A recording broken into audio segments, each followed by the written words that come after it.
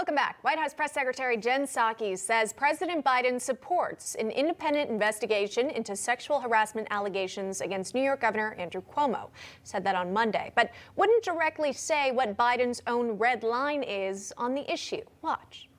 Where is the red line for this president and the administration? Is it only at unwanted physical overtures, or is it at unwelcome language between a boss and a subordinate with a power differential? That's what I mean by the red line. Look, the language, the president has a bar for what is expected in his administration, which you referenced, treating people with civility, treating people with respect.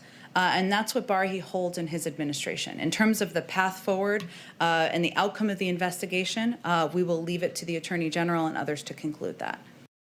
We'll bring the panelists back with us, John Fleming, Kelly Hyman, Dino Scaros. So we left off to get to Kelly Hyman. Just your thought there on that question, that red line questioning of where does President Biden cut this at? Is it language or is it physical? And just keep in mind, these are allegations. Kelly Hyman, your thoughts?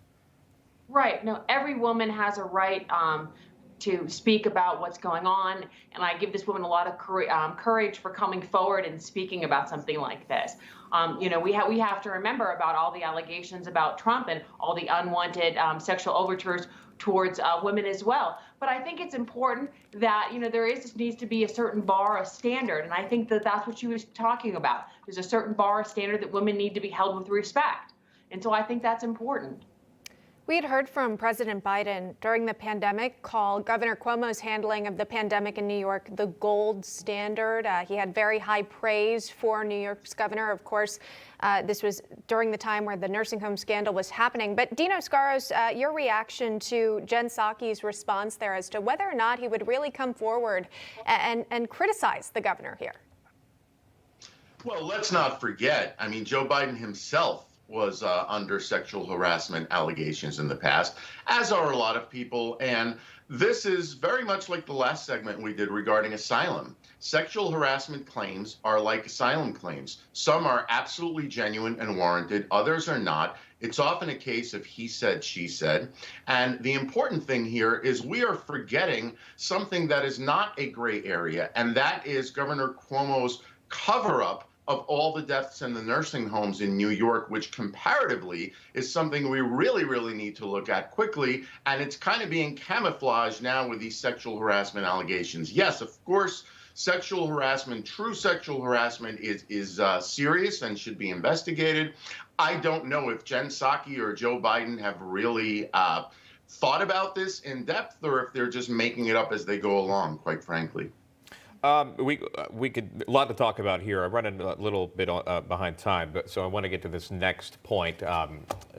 Your reaction now to the news today that broke that civil rights leader Vernon Jordan has passed away at the age of 85 years old. Jordan was a close advisor to former President Bill Clinton. He studied law at Howard University, began fighting segregation with a lawsuit against the University of Georgia's integration policy back in '61. Again, Vernon Jordan, 85 years old. John Fleming, just your thoughts today in learning of Jordan's passing. Well, it's a sad day. Of course, he was one of the early pioneers of the integration movement, civil rights movement.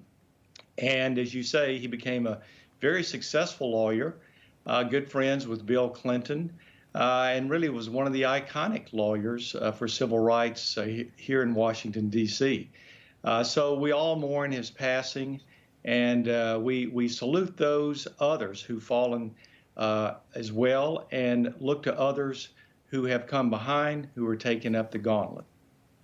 All right. We appreciate that. Thank you so much. To our panelists, John Fleming, Kelly Hyman, and Dino Scaros, thanks so much. Thank you. All right. A new hour of National Reports starts right now.